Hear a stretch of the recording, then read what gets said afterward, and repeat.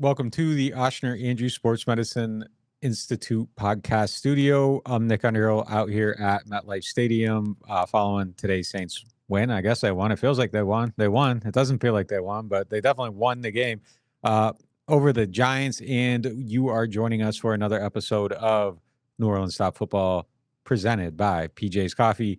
Mike and Brandon are coming to you from our studio up there on Vets next door to my guy, Matt Bauer, state-of-the-art Ford dealership. Make sure you go there. Check them out. Buy yourself a new car for this holiday season. Saints won the game, guys, but Derek Carr left the game with an injury. B, what you got for us? You won, but at what cost? Let's hop off the top rope with our first segment presented by Shabber Insurance, the Earhart Agency. What does Derek Carr's hand injury mean for the Saints in their 14-11 win against the New York Giants? Yeah, so first of all, I've been told that the fear is that he suffered a fracture in that hand, and obviously that's a concerning injury, especially at this point in the season. There's only 4 weeks to go.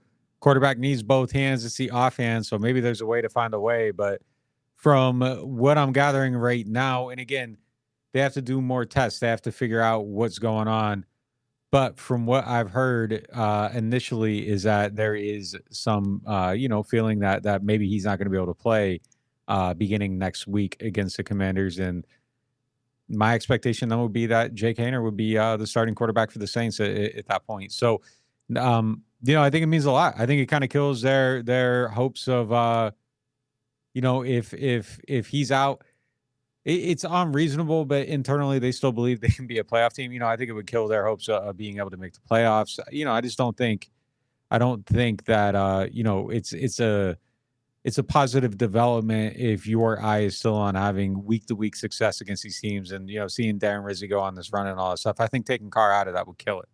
Quick question, Nick: is that your reporting that your anticipation that it's going to be Haener, or just gut instinct? Because of the Rattler experiment falling short earlier this year. My anticipation as of this moment, is that it would be Jake Haener. Yeah, but my anticipation. Yeah, well, I mean, I was curious if you were making an educated guess or not, because this team's so hard to predict. I also think it would be Haener, but I always we hadn't talked about it before we went on the air, so I was curious if you'd heard anything yet. It's such an interesting thing that they went with Rattler last time, then they went back to Haener as the backup quarterback. I think it's Haener's turn in the rotation. Rattler kind of fizzled, so I think whether they've made that decision or not, I think Haener gets a chance to they need to see. Is he going to struggle just as much as Rattler did, or does he have more than he does, or not? But either way, Rattler or Haener. I would not predict the Saints to beat the Commanders. I would not predict the Saints to go into Green Bay and beat the Packers. No. And if this team falls to 5-10, we certainly are not talking about any mathematical playoff hopes at that point. So, this was a hideous win today, and I don't know that we could have come on here and talked with any optimism anyway.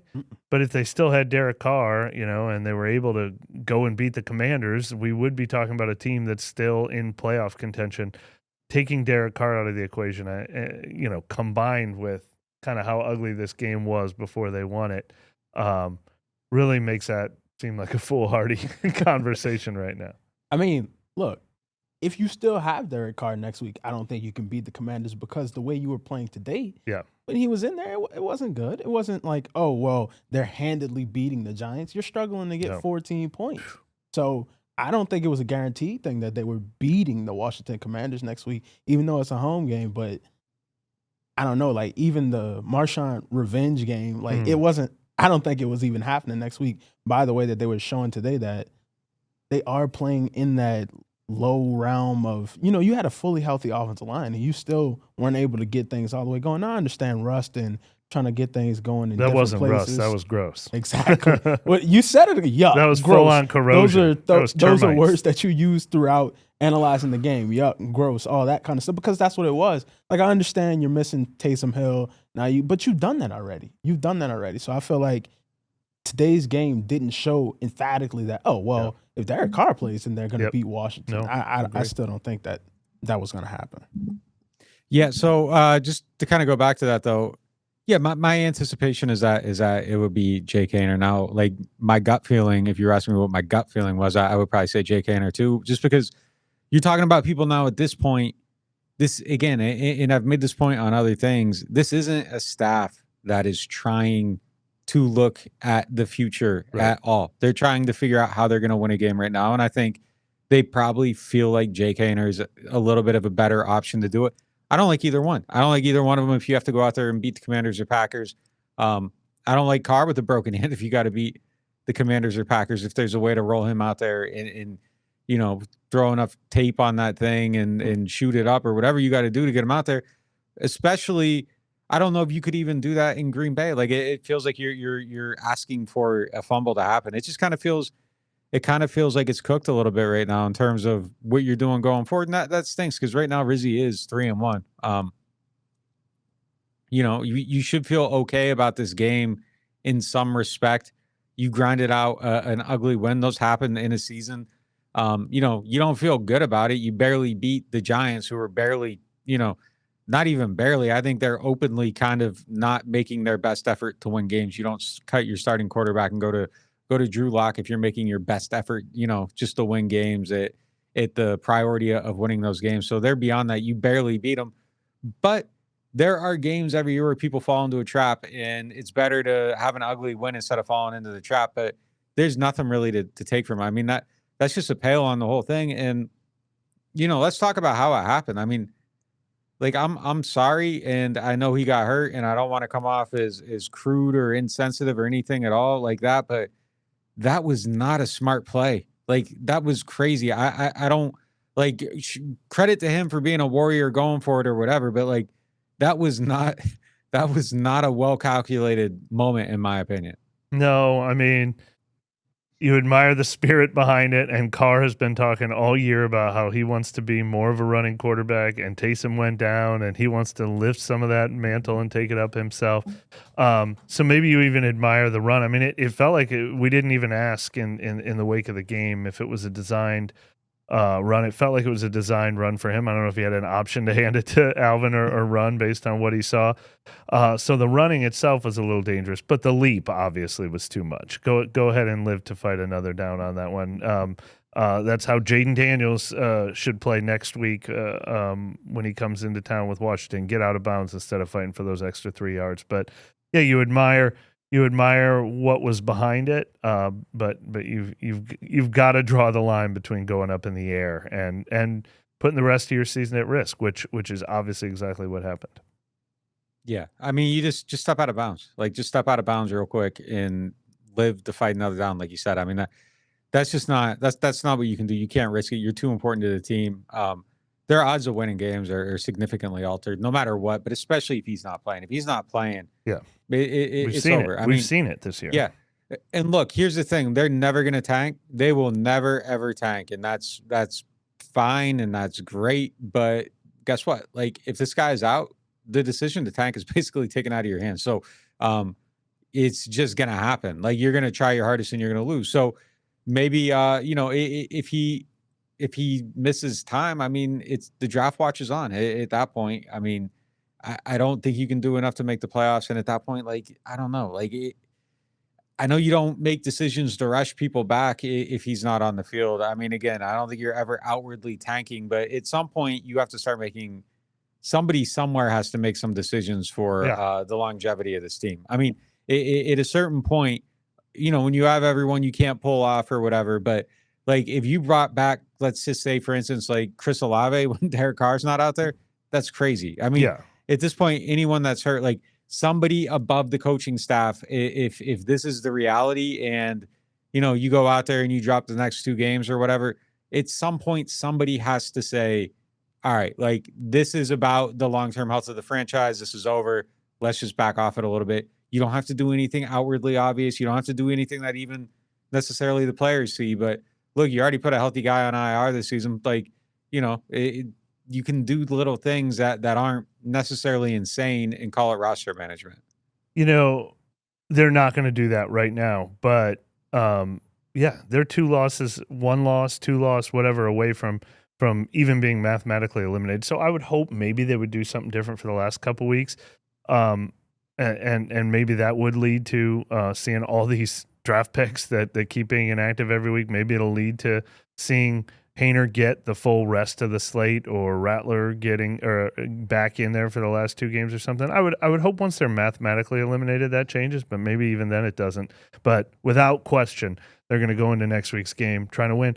And I even think there is a world where we could be sitting here in these seats right now saying, even if we only partly believed it, well, now that the offensive line is healthy, maybe the Saints could game plan around their run game and not ask Haener to do too much. We can't have that conversation today. Cannot. Because they, that was the most disappointing aspect of the game today. So I don't feel like they can go and build a game plan around this offensive line and this run game next week, and ask Haener to not have to do much. Yeah, we'll get in more of the run game stuff a little bit later in the show. But just to wrap up a loose end from this week, when Kubiak and Rizzy were talking about, oh yeah, players been coming up and saying, I can fill in this Taysom role, I can do this, I can do that.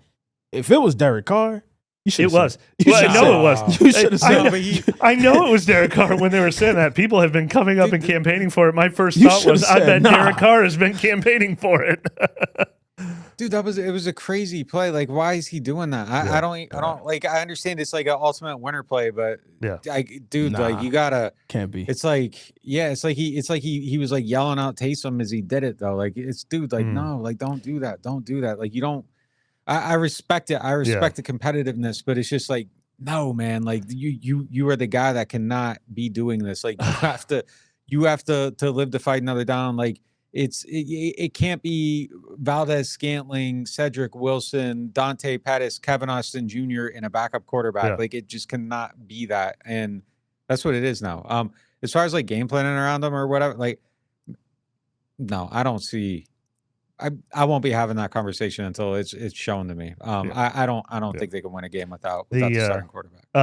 No, but when Brandon said that, when Rizzy was saying that, or Kubiak was saying that, players have been campaigning, I was actually thinking, I guarantee you Derek Carr has been campaigning for it. But the irony of having this discussion, obviously he's the quarterback and he's not as athletic as leaping in the air or whatever he thought was going to happen on that play. But I mean, the irony of their season ended on Mark Ingram taking a step out of bounds 1 yard too early and them not being able to convert it 2 years ago.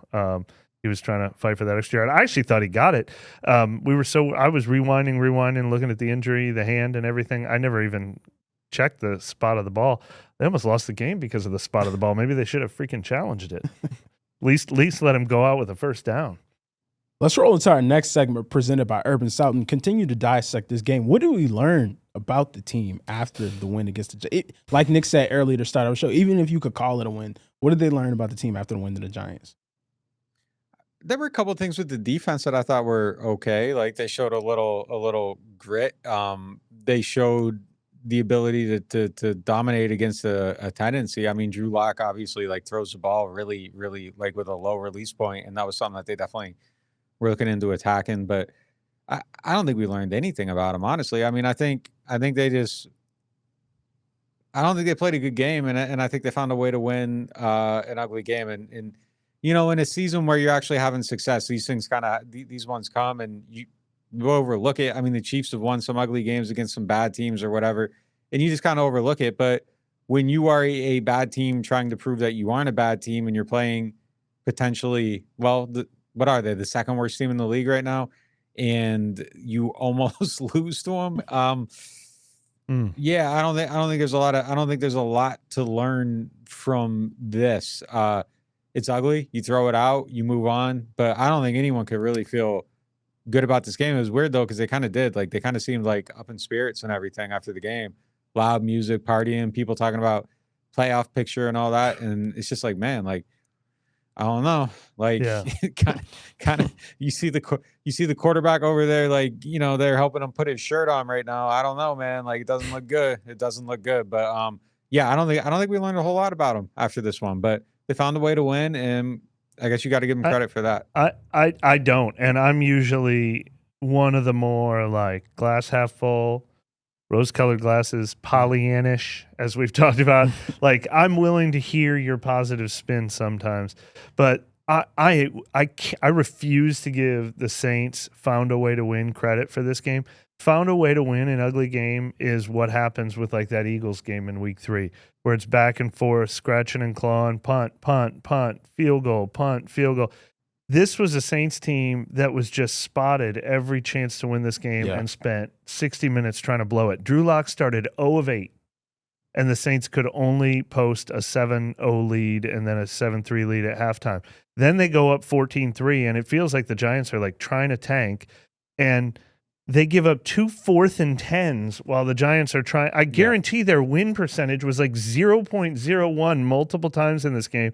Then they give up the deep pass against Alante, the deep pass against Kool-Aid. Then they give up the stupid 2-point conversion that almost made a difference in this game. And then they let them get right down in field goal range. They did everything a team can do to lose a game. If Brian Brzee doesn't block that field goal, they lose this game in overtime because they spent the entire game, but definitely the entire second half trying to lose this game. I can't give them credit for scratching and clawing. They didn't scratch and claw. They blew it. Like they blew this game and got bailed out. It was ugly. Now they did win. Darren Rizzi said in the post game press conference he never apologized for winning in this league, and I get it. This is a worse team than them. This is a way worse team than them. But that is a disturbing trend. This team, we've said it. Darren Rizzi has said it. They've been worse in the second half than the first half all year long, and once again today, they spent the whole second half trying to lose this game, or the whole fourth quarter trying to lose this game. That first half, second half thing is nuts. It really is. They really like. It's like teams are adjusting and they have no ability to adjust. Like they aren't. It isn't a trend. It's who they are. They aren't a good football team. Like it doesn't matter, no matter what. Like they just are not. They are not a good football team. They found. They played a good third quarter. It was the fourth quarter. Today it was a fourth quarter failing. They did have that long touchdown. They didn't play. Well, they had that long good at any touchdown drive in the third quarter. So but I mean, like against the Giants, against the Giants, you know what I mean? Yeah, I mean, it's just not. It's not a good game. You don't leave it feeling good about it. No, they won. Like, all right, cool, whatever. Like, move on from it. And there's a bigger picture thing here. If they lose their quarterback and they drop the next 4 games, you just won a game that hurts your draft stock. Exactly, and that's the key point that I had.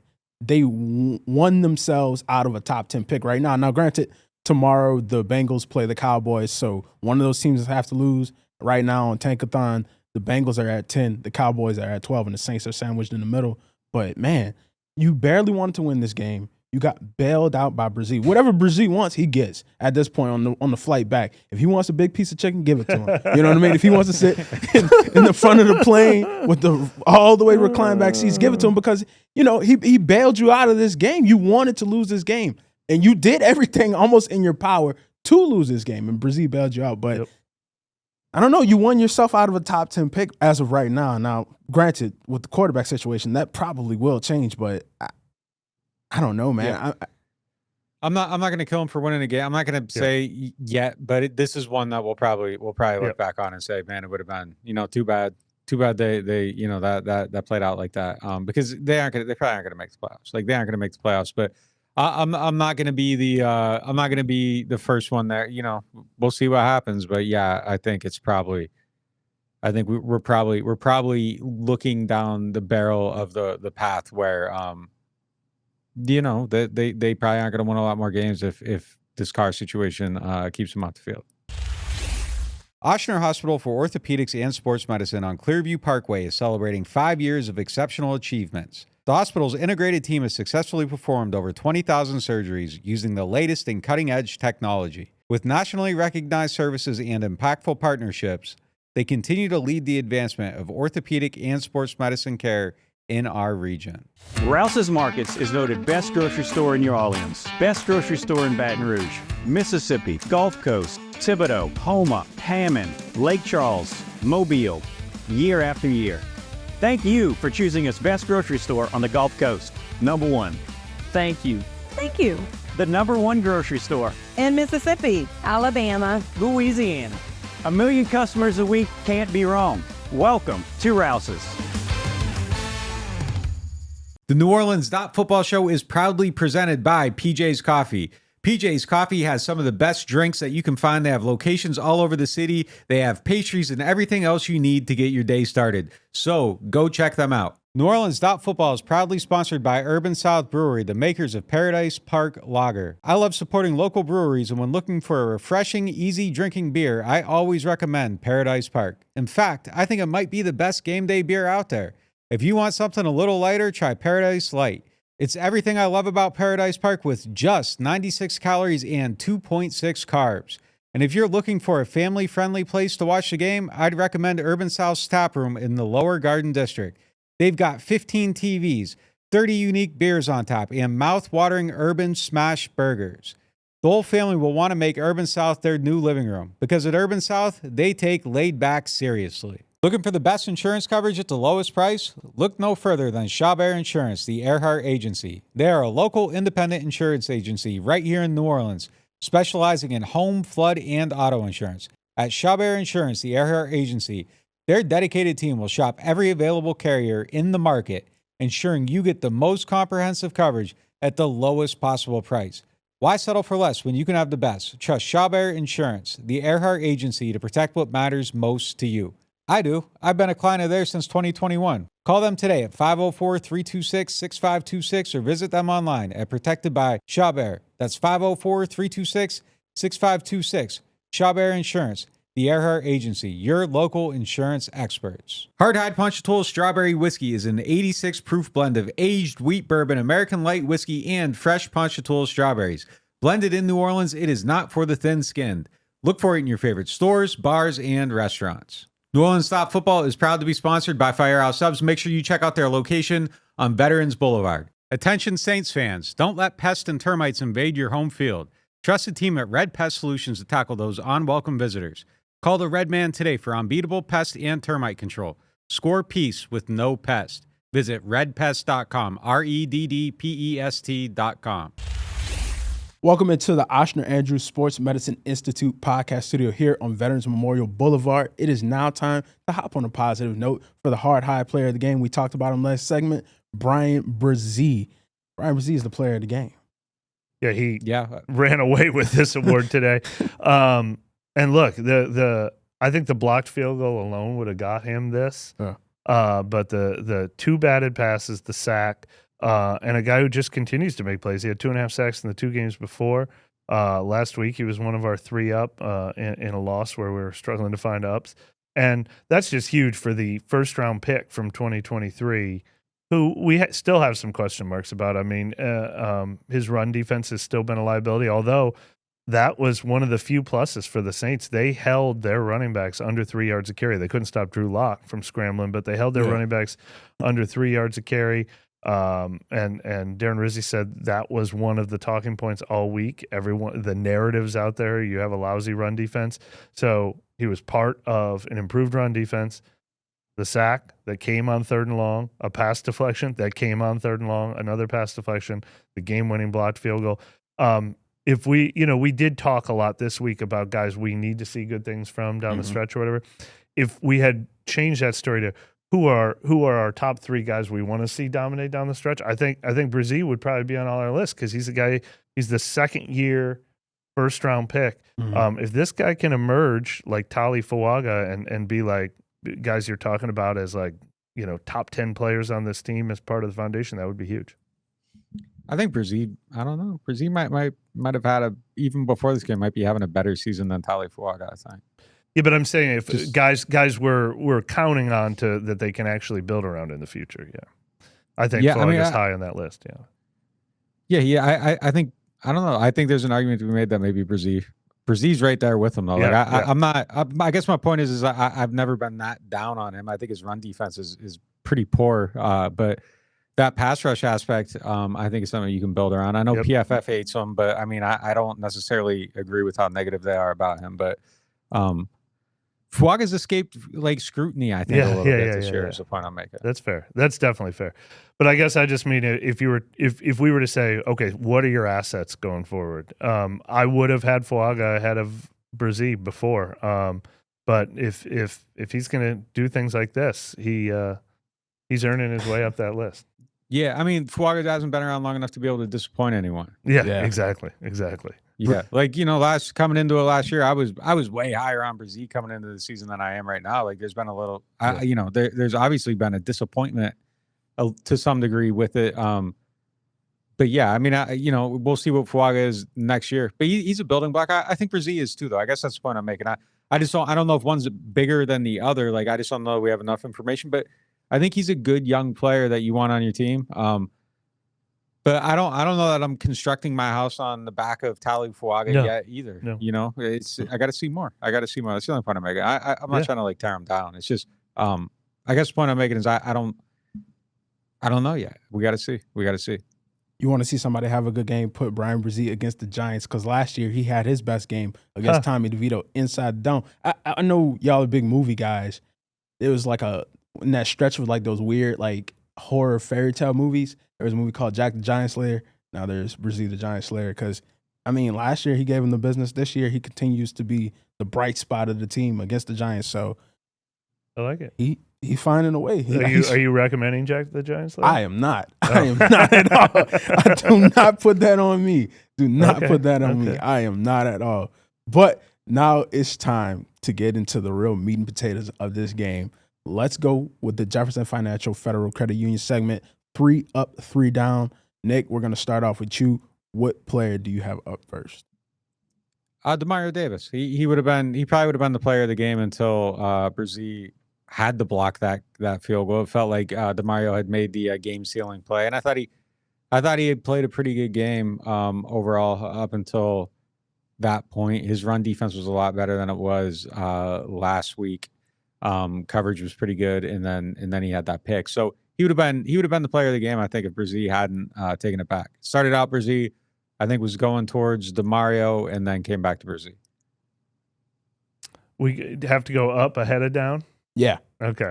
I guess I'll go Juwan Johnson. I mean, it wasn't all game long, but he made one big catch over the middle, and then he made the touchdown on the wide open play. And we've just mentioned Juwan Johnson many times as he really. I think we had a segment maybe around midpoint of the season, or maybe around the time Chris Olave went on IR, where we're like, who's going to lead the team in catching? And it was kind of like, well, it obviously has to be Juwan Johnson. He's the only like actual pro player on the team with catches in his history. And I don't think he had quite stepped up and grabbed that. He's had some opportunities. He's had a couple big plays that were nullified by penalties. But look, he needs to stockpile as many games like these as he can. And this was a pretty decent one. Man, Nick, I didn't know this guy was still going to be on the board, but I'm going with Kendre Miller. Guy got out the doghouse and was running around the yard doing what he did. The stats don't show that he had like a crazy amount of yards, but nobody really did today. But just the fight that he showed today, the fight that he showed during the game of, hey, like I told y'all whenever I came back and was healthy, I was going to prove a lot of y'all wrong. He was fighting for first downs. He was barreling in there. He had people on his back for the touchdown. I think Kendre Miller is definitely an up and a bright spot moving forward if he can stay healthy. Hugely disappointing that he only finished with 10 carries for 32 yards, but we will get to that in the down segment. What were we going to say, Nick? Yeah, and I mean, look, one of them was at the goal line, so there's only so much yardage you can gain on that. So that's going to take down your average rate off the top. I mean, I think it's insane that they only gave him 10 carries in this game. I really do. I think you need to let him just get into more of a flow. I just don't get it. Like it just let him go. Like at the end of the game, they started giving him a little bit more rhythm. It was kind of like the last time too. I don't get why they can't allow him to get more into the flow of the game earlier on. I mean, he brings life to it. I mean, that first down he got going up the sideline was crazy. The leap he got to get that extra yard, like he was dead in the water, and he gets you the first down, the touchdown. That's a dead play. He gets you in there. I mean, with a little bit of help from his friends. But I don't understand why they don't want to use him more than they do. They got to figure that out at some point, because it just doesn't. It doesn't. You got to build on it. I don't know. You got to find a way to let him show you what he can do and let him succeed. I'm going to go with like a little bit of a weird up here, but I think because he did give up a long reception at one point, but I'm going to go Alontae Taylor. He had a huge pass breakup to Neighbors, and I thought he played a pretty good game overall. I mean, kind of tough to tell because you're not really playing a real quarterback and, giving up that long catch, isn't the greatest thing. But that pass breakup on Neighbors I thought was really good. Yeah, I mean, you could put Kool-Aid in the exact same boat. He had a third down physical pass breakup against Neighbors. He also gave up the one big play against the team that was lousy. So kind of incomplete grades on both of those guys for me. But, two big plays in those big moments for sure. To set up that Jawan touchdown, Foster had an incredible catch. He went up there and got it. So I'm going to go with Foster as my other up because I think without that, you don't get into the end zone again. And this becomes I don't even want to imagine what that game becomes if they don't score right there. You got another up or you want to start going with the downs? We can shift it. Who's your first down? Who's top on the list for your downs? I'll start. I mean, everyone involved in the run game. I don't know if it's Clint Kubiak and Rick Dennison. I don't know if it's this healthy offensive line that we were touting. 10 runs that went for negative yards in this game, including Kendre Miller on 3rd and 1 right after Derek Carr left in the game when you needed that to keep the chains moving and keep the clock rolling. 10 runs that went for minus yards today. That's disgusting. And this was against the 29th ranked run defense in the league, and they're without Dexter Lawrence. I have no idea why. I mean, last year's run defense would watch this game and be disappointed in it, and that's saying a lot. Yeah, for me, well, I'll save my analysis on that for later because I think it's coming up again later on in the show. I think a down for me is Derek Carr. I thought Derek Carr had a bad game. I mean, that's it. That's all I got on it. I don't think he played good football today. That's, and again, he got hurt, but I think there's stuff in the pocket that has to be better. I think there were a couple moments where he looked, like he was a little bit scared. That throw to Jawan was just not, that was a bad throw. Like it could have been a better throw. I mean, the one deep to, Jawan missed a block on it. I don't know who had Jawan up, but I'm putting Jawan down actually in this game. There were some bad moments. He missed that. He missed that block just wide open. But yeah, I mean, I just don't think he played a good game.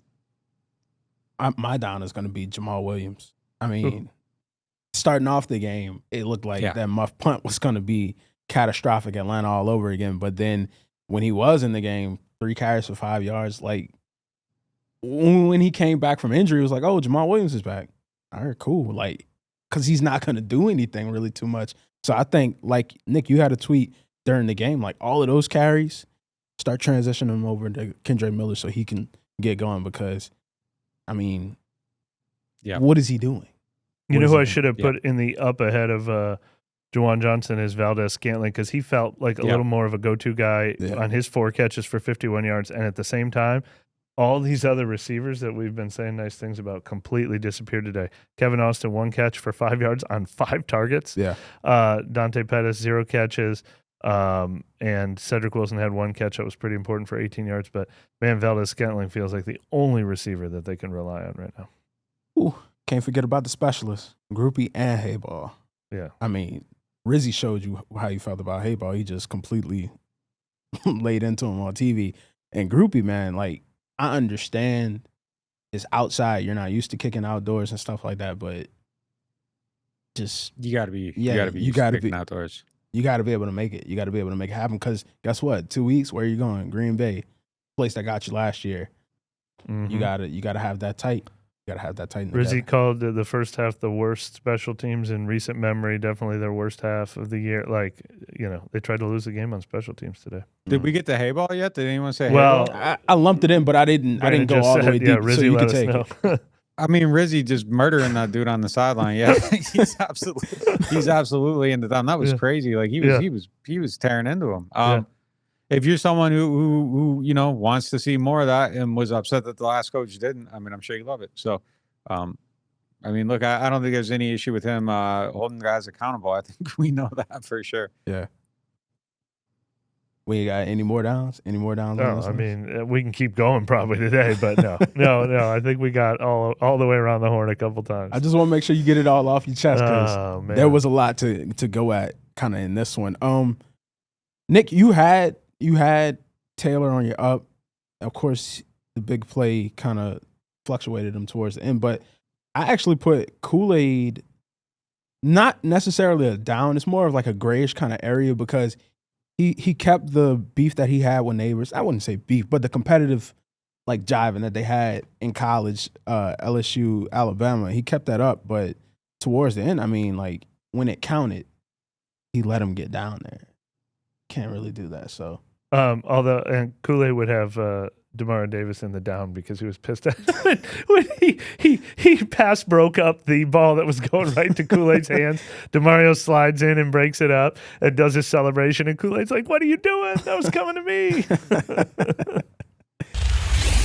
Total Maintenance is one of the largest locally owned home and commercial service providers in South Louisiana and serve the greater New Orleans and Baton Rouge markets. They have a membership program that gets you 2 tune-up visits for AC and heating, as well as club membership discounts of 15% on all repairs, half off of all diagnostic charges, and 3-year warranties on most repairs for membership clients. This is usually priced at the low price of $24.95 a month per system, but if you tell Total Maintenance that you found them through NOF, they'll lower the price to $20.95 per month per system for as long as you keep the membership active. Services include AC and heating, service and replacement, electrical service, plumbing service, as well as generator service and installation.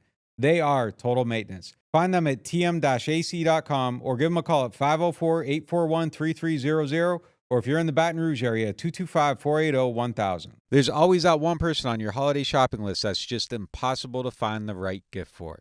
They have everything they want, and there's nothing they need. So what do? This year, head up to Boudreaux's Jewelers on Metairie Road and get that special someone a limited edition Breitling Saints watch. That's right. That's a Breitling watch with the Saints fleur-de-lis right on the face. Only 104 of these were made, so if you're looking for something special, this absolutely meets the mark.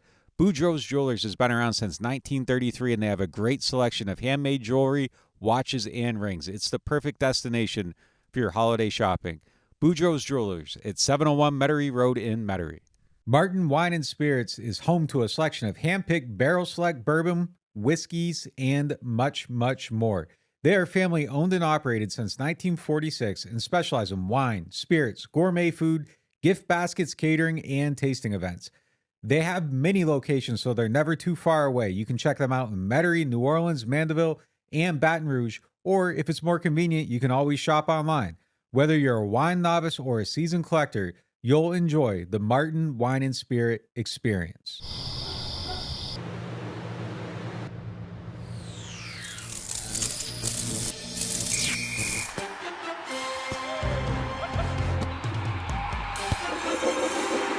It's good! The Saints score! Saints score! Score big with Saints Score. Win up to $100,000. Enter the second chance drawings for cool Saints prize packages. Play Saints Score scratch-offs from the lottery. Hey everyone, with the holidays creeping up faster than your aunt's fruitcake recipe, I've got something way better to share with you. If you want to look sharp for all those festive gatherings and maybe finally win that Best Groomed at the Family Dinner award, check out the latest masterpiece from Manscaped, the Chairman Pro Electric Foil Shaver. Trust me, it's like Rudolph for your face, guiding you to a smooth, irritation-free shave. Head over to manscaped.com and join the over 11 million men worldwide who trust Manscaped by using code NewOrleans for 20% off and free shipping. There's nothing quite like the feeling of stepping into your dream home. At Jefferson Financial Federal Credit Union, we can help make that dream a reality with a team dedicated to you. When you partner with Jefferson Financial, you do so for the life of the loan. Having a single point of contact when questions arise is invaluable. Our experts are here to guide you every step of the way. There's no better time to invest in your future. Apply online at jeffersonfinancial.org. Federally insured by NCUA, Equal Housing Lender. Whether you are a local New Orleanian or a fan in town for the game, get your pre- and post-game fired up at Aaron Rose. Local chaos and local love for the black and gold. Wake up and live with daily drink specials, mimosas, screwdrivers, Bloody Marys, and hot or frozen Irish coffees, all just $3 or $4 between 10 a.m. to 2 p.m. Aaron Rose, half a block from Bourbon Street in the French Quarter, 811 Conti Street. Here at the Queen Casino, indulgence knows no bounds.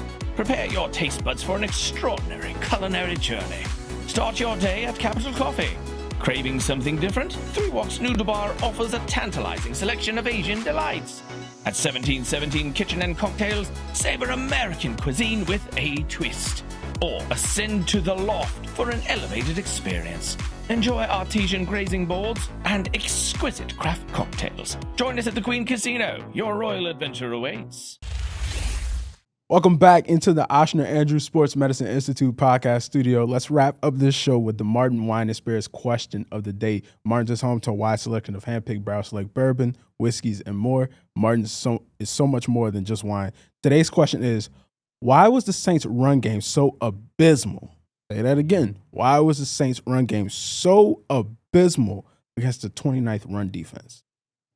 Well, I think the Giants had a good plan, obviously. I think they did a good job, and they sold out against the run a little bit, to the point even where they got like a wide open touchdown at one point because they had so many guys in the box. I mean, so I think there was good planning on the Giants' part to just kind of, all right, well, beat us with Derek Carr and Marquez Valdes-Scantling, and you're going to run into that, and you're going to see it more and more down the stretch, especially if Carr isn't in there. But I think that specifically, I thought Cesar Ruiz, especially early in the game, was really poor at run blocking. I thought he got off to a really slow start early in the game. And when I was looking at some of the stuff, it looked like he was kind of had dirty hands on it. And I thought it was young player, obviously, on the road, cold, all that stuff. But I thought it was a bad game for Talifuaga. I don't think he did good as a run blocker. And those were two guys that I kind of seen giving up plays early in the game. And I think that kind of set a tone overall. Lucas Patrick, I thought, was pretty rough against the run as well. I don't think the tight ends blocked very well across the board. So, yeah, I don't think they executed very well in this game. Yeah, Cesar Ruiz was one I noticed on one of the big plays. I hadn't gone back and dissected each one, but I expected Lucas Patrick probably to be one of the culprits from the area on a few of them, and the fact that he obviously would be the rustiest one of all. But everyone belongs in the. Yeah. I mean, there's no way any of them did any good today because it was just. I mean, like I said, 10 negative runs.